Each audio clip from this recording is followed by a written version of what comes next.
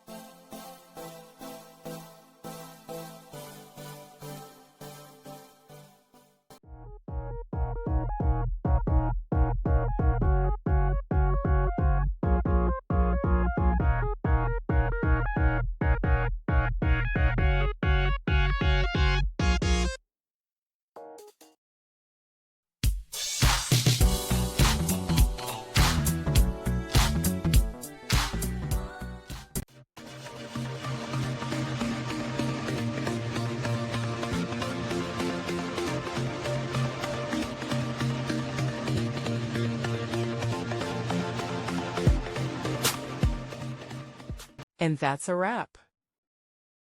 I hope you found the answer you were looking for. If you did, take a second to hit that subscribe button. It really helps out.